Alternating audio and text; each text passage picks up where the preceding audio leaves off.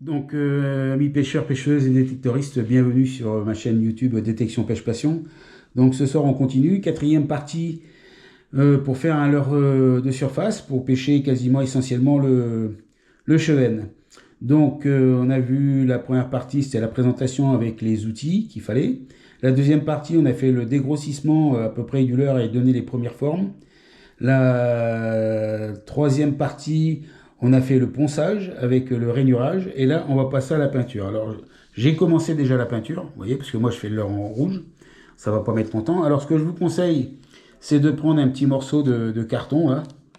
D'accord, un tout petit morceau de carton. Et puis de faire couler déjà la peinture pour qu'elle arrive dans toute la mine, que la mine soit toute rouge. Parce qu'au début, la mine, elle est transparente. Et une fois que la peinture arrive dessus, hop, c'est parti, on peut peindre. Alors, je ne vais pas vous dire quelle couleur choisir, c'est vous qui êtes grand, hein.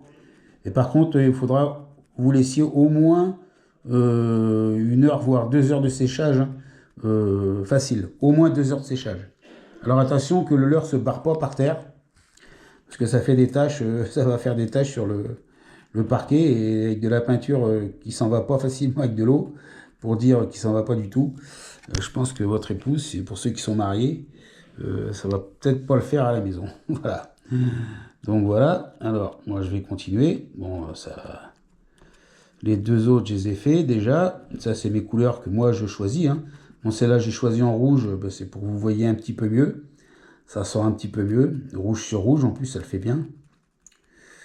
Voilà. Alors, il faut être un petit peu précis. Moi, je passerai le noir en dernier.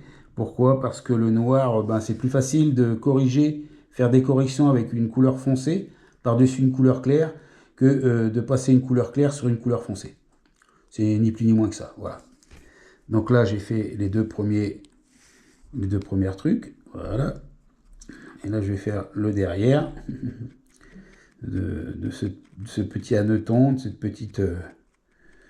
ce petit leurre qui va me servir à prendre certainement des beaux chevennes. Voilà. Alors, pour les hameçons, moi, c'est vous qui voyez à peu près les hameçons que vous voulez mettre, hein. Si vous voulez mettre des hameçons triples, des hameçons simples, avec sans ardillon, c'est vous qui voyez, c'est vous qui allez décider, hein. Moi, je peux pas être pour vous. Moi, il m'arrive de pêcher sans ardillon. Il m'arrive de pêcher avec des triples, avec des simples. C'est vous qui voyez. Voilà. Moi, j'ai pas à vous dire ce que vous devez faire, hein. Vous êtes quand même assez grand, la majorité. Je vous apprends juste, je vous donne juste des petits tuyaux pour éviter de payer trop cher, hein, parce que je sais qu'il y a beaucoup de jeunes qui pêchent et qui n'ont pas beaucoup d'argent. Et je sais que le commerce des leurres, c'est un commerce qui est très fleurissant, hein, parce qu'il y a des grosses marques quand même qui les font fabriquer. Il faut savoir que vos leurres sont fabriqués quasiment pour 100% des cas, ils sont fabriqués en Chine ou en Corée du Sud. D'accord. Le plus important à payer, c'est, bon, admettons, pour fabriquer un petit kayak, hein, c'est juste le moule qui coûte le plus cher. C'est la résine qui fabrique le polyuréthyrène qu'on sert polyuréthyrène, ouais, je sais plus comment ça se dit, enfin bref, qui sert à faire le bateau, ça coûte quasiment rien du tout la tonne, hein. Mais c'est infime, hein. Et quand on voit le prix qu'il faut ici en France, alors je veux bien croire que la TVA c'est cher. Je veux bien croire qu'il faut payer les trucs, faut payer.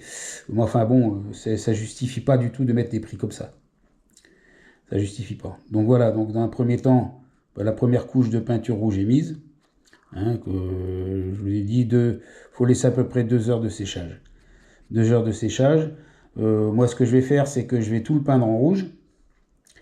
Et je vais le laisser comme ça, voilà, je vais le laisser comme ça. Je ferai 2 barres noires et puis la tête noire, ou tout le corps en rouge. Enfin, je vais voir, là, je peins tout en rouge parce que je suis rigolo. Voilà. Donc, oui, donc je vous disais le polyuréthyrène, enfin bon, bref, vous m'avez compris. Ça coûte pas cher la tonne, hein. Le plus cher, c'est un moule. Un moule pour faire un kayak, ça coûte à peu près 50 000 euros. Voilà, c'est en gros, je pense que c'est ça, hein. Donc, il y a certaines marques de kayak, puisque moi je pêchais avant au kayak, je faisais les championnats de France en kayak. Voilà, ça coûte bonbon, hein. Faut acheter un kayak. Maintenant, quand je vois les gens, ils veulent partir en mer, un kayak de mer, c'est minimum dans les marques qui sont bien connues, hein. Je ne vais pas vous les citer, parce que autrement ça leur ferait un petit coup de pub. Ouais, je peux même les citer s'il fallait, mais voilà, moi je pêche en rivière, hein, je prends les kayaks, admettons, RTM, le Hero de RTM, qui est la marque française, et qui lui, je crois, fait ses kayaks en France. C'est le seul, je pense, qui fait ses kayaks en France. Alors vous pouvez en faire venir aussi des États-Unis, bien sûr, hein. Enfin bon, comme ils viennent d'augmenter un petit peu les taxes, je ne sais pas si c'est vraiment un bon choix. Alors remercier le président des États-Unis et le nôtre aussi, parce que le nôtre, ben, il n'a pas fait grand-chose pour l'interdire. Donc voilà, donc ça c'est peint. Donc on va le laisser sécher un petit peu. Voilà. Donc je vais vous faire voir un petit peu ce que ça donne sur les deux autres leurres là. Voilà. Avec voilà, un leurre avec leurre que j'ai fait avec l'armature et le lest. Voilà, donc voilà l'armature. D'accord, avec la corde à piano. On va mettre, je vous rappelle qu'on met quand même, on va faire deux petites boucles à chaque, une petite boucle à chaque extrémité, mais perpendiculaires l'une à l'autre, pas parallèles. Une qui soit comme ça et l'autre qui soit comme ça, voilà. Donc vous regarderez sur les leurres, celle qui est devant le leurre est toujours à plat, celle qui est derrière, voilà, comme ça devant et comme ça derrière pour pouvoir attacher, bon là c'est pas bien enfoncé, l'anneau brisé et ensuite l'hameçon. Par-dessus ça on va mettre un insert, d'accord.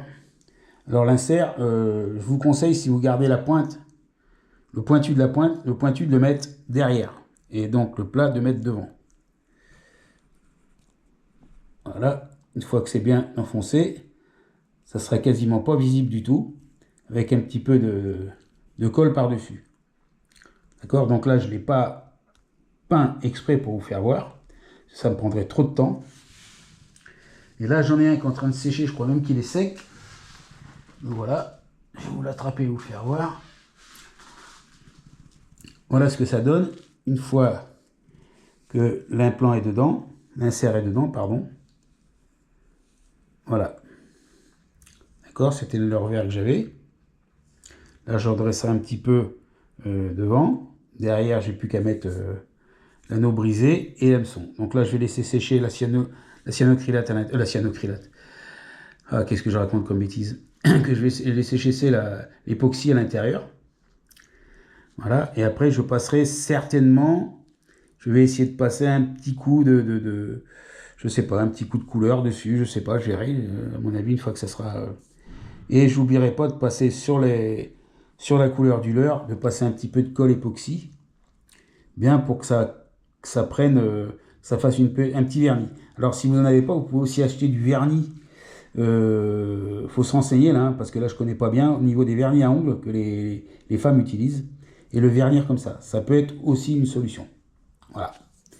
Parce qu'avec la colle, c'est pas facile du tout, je peux vous certifier que c'est pas facile, hein, mais vraiment pas facile. Dans un premier temps, je vous conseille d'abord de coller l'armature et après de faire le vernir, de vernir la peinture après. Donc ça, on va le reposer derrière parce que ça sèche. Voilà. J'ai mon autre leurre qui était avec, voilà, que j'ai fait, hein, le deuxième. Donc on le met devant, on met l'autre derrière, voilà. Ici. Et là, on va mettre... Voilà, on va tendance à le mettre un petit peu plus, voilà, comme ça, un petit peu plus vers l'arrière. Et là, il n'y a rien qui dépasse, hein. Là, je peux vous dire que c'est quasiment parfait. Voilà, j'aurais plus qu'à mettre de la colle dessus et puis ben, laisser prendre. Donc, ces deux leurres, ben, ça va vite, hein. La peinture, je le ferai en dernier, parce que moi, j'ai assez de temps pour le faire. Donc, alors celle-là, on en est où? Ça n'a pas totalement séché, mais bon. On va quand même essayer de couper. D'accord? Donc, on va prendre la petite Dremel. D'accord? Donc là, il faut faire attention à ne pas lâcher le leurre. D'accord? Vous avez vu les doigts dans quel état ils sont. Quand je dis qu'il faut les laisser un petit peu sécher, il faut les laisser sécher. Donc là, je vais essayer de couper, de faire une rainure. Alors, il faut bien descendre à peu près au milieu du leurre, hein. Voilà, quoi, faut la redescendre à peu près. Là, vous avez votre leurre ici, faut descendre à peu près jusqu'ici, là. À peu près ici, là. Si on coupe là, faut descendre à peu près là, essayer de rester le plus droit possible. Attention, ça vibre pas mal, faut être très précis. Très, très, très précis. Allez, ça va faire un petit peu de bruit, c'est parti.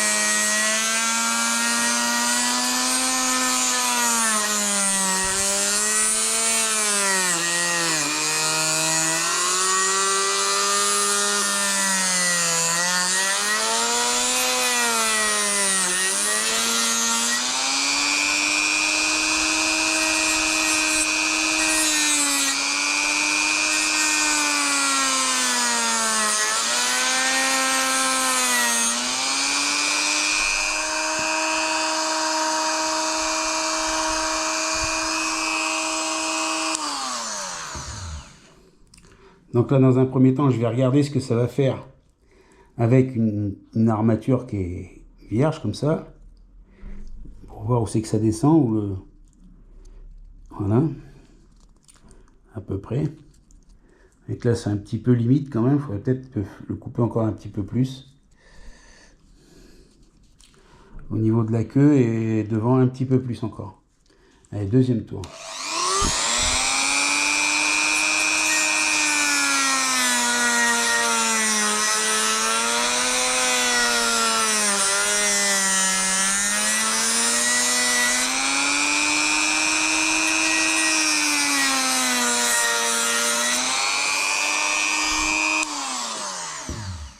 Là, ça m'a l'air d'être pas mal. Alors, on va voir ce que ça donne. Ah voilà, là c'est bien. C'est parfait. C'est parfait. Voilà. Voilà. Et voilà. Alors par-dessus, vous prenez un... Moi j'en avais de rabat en avance hein, pour voir ce que ça donne. Donc là, il est un petit peu trop grand. Pour faire le plomb, le petit bout de pointe, donc je le recouperai un petit peu. Et voilà. Alors, il ne faut pas que votre leurre ait tendance à faire ça, parce qu'il y a encore l'hameçon. Il faut essayer qu'il soit le plus plat possible dans l'eau. D'accord? Donc là, bon, on va prendre la petite pince, puisqu'on est parti, on est dans l'aventure. Là, vous avez ici la queue. Hop, on prend un ras, puisque devant, bah, vous voyez bien devant le leurre, il y a la petite boucle qui se prend bien. Et là, on serre avec la petite pince. On sait que c'est à partir de là, va falloir tordre. D'accord? Alors, on se met comme ça. Et là, on va tordre.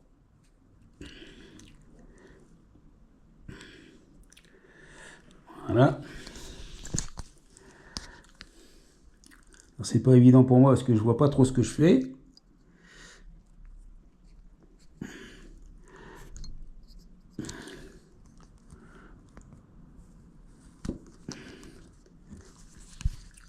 Là, ça commence à prendre forme.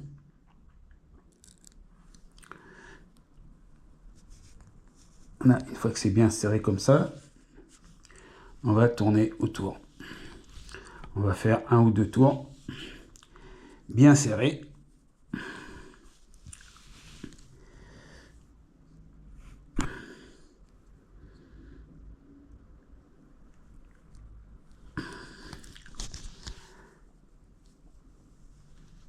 Et voilà. Donc ça, le petit surplus dessous, on va le couper avec les pinces coupantes. Faut pas que ça tombe par terre, celui-là, ça serait très dur à retrouver. Alors.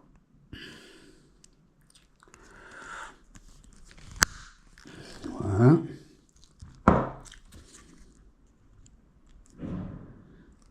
Et voilà votre armature, qui est apparemment pas trop mal faite. Je dirais même qu'elle est même très parfaite. Il y a bien un sens comme ça et un sens dans l'autre. Les deux sont perpendiculaires, c'est impeccable. Et là, on va l'essayer. On va voir ce que ça donne.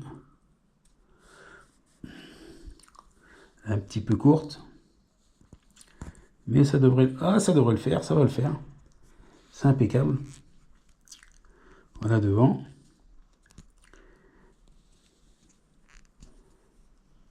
Voilà derrière. C'est du parfait. C'est parfait, voilà. Alors un petit insert dedans, on a dit qu'on allait recouper le petit insert du clou. Donc on va le recouper un petit peu pour pas que ça... Voilà.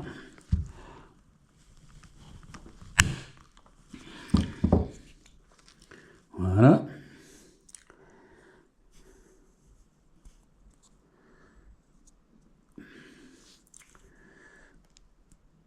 Voilà. Donc on a bien l'armature. L'armature et le petit insert. Là on va allumer la balance de précision. On va prendre un hameçon triple. On va le mettre dessus. 0,13 g, 0,14 g. Plus ça. On est bien à 1,75 g. 76. Avec l'anneau brisé, on va passer à 1,80 g, 1,80 g, peut-être 85. Un petit peu d'époxy dessus, on sera bien à 2 grammes. Un petit peu moins de 2 grammes, c'est parfait. C'est parfait, c'est exactement ce que je voulais. Donc là, c'est nickel chrome, hein. On est vraiment bien. Voilà, là c'est c'est du grand art, là. Voilà, voilà. Donc il ne restera plus qu'à mettre un petit peu de colle époxy dans le milieu. D'ailleurs, je vais peut-être le faire devant vous. Comme ça sera plus rapidement fait. Parce que la colle époxy, eh ben, ça va vite à sécher, hein. Donc moi, ce que je fais, c'est que bon, l'armature étant en place, je vais prendre la seringue. Je vais essayer de voir s'il y en a encore. Oui, ça sort tout doucement. Alors c'est l'époxy, ça sèche très vite, hein. C'est le problème. Alors s'il n'y en a plus, il faudrait que j'aille en acheter d'autres.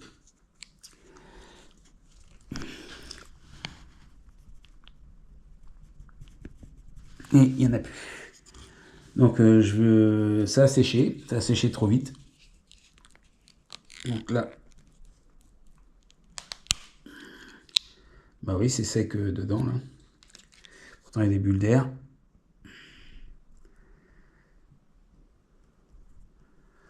Voilà, l'époxy.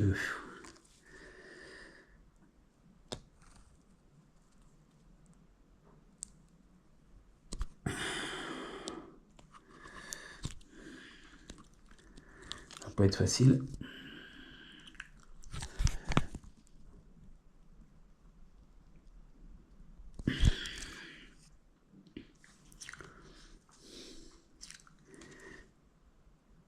Bah c'est foutu. Donc bah là je pourrais pas coller, je le ferai la prochaine fois. C'est pas grave, ça coûte trop cher, ça coûte très cher en colle, hein. Ouais, bon bah c'est foutu. Donc bah, j'irai racheter un autre tube de trucs. Donc voilà, vous avez vu comment j'ai fait. C'est pas très difficile, hein. Il faut se dépêcher, c'est que moi je suis obligé de vous faire voir à chaque fois, donc ça me prend plus de temps. Donc l'armature est bien dans le leurre. Je vais finir la peinture du leurre. Le leurre est prêt. L'armature qui va aller dans le leurre pour faire le poids, ça le fait aussi. Alors je vais vous faire voir quand même ce que ça donne dans l'eau. Parce que j'ai aussi une petite casserole d'eau, voilà. On va voir que ben, le leurre il coule pas et qu'il est bien, voilà. Il est bien parallèle. C'est impeccable, c'est bien centré, c'est nickel. C'est pas trop mal. On va dire c'est pas trop mal. Voilà. Et on le verra bien. Voilà, c'est impeccable. Donc voilà, ben sur ce, c'est fini cette quatrième petite partie. La cinquième partie, ben, je pense que ça sera la finition. Je vais vous passer quand même comment on met un anneau brisé dedans, parce que j'ai la pince anneau brisé, mais moi, ça va me prendre plus de temps que vous à le faire, parce que moi, je suis assez minutieux. Et pour mettre pour l'hameçon aussi, donc ça, vous devez le faire. Il vous faudra, bien sûr, une pince à anneau brisé, hein. Il y en a des toutes petites, des petits appareils qui se vendent dans les magasins de pêche, style coupe-ongles. Là, comme les coupe-ongles, ça vaut 3 fois rien. C'est super efficace. D'accord? C'est des petits anneaux brisés qu'il vous faudra. Voilà, mais je vous remercie d'avoir regardé. Je vous souhaite à tous ben, une bonne continuation. Je vous retrouve pour la dernière partie, après celle-là qui était un peu plus longue, hein, plus de 20 minutes, en espérant que ça vous aura plu et que vous arriverez à en faire. Donc on a tout l'hiver pour le faire, hein, voilà. Donc sur ce, je vous laisse et je vous dis à la prochaine fois, amis pêcheuses et amis pêcheurs et amis détectoristes. Salut tout le monde et bonne soirée. Ciao!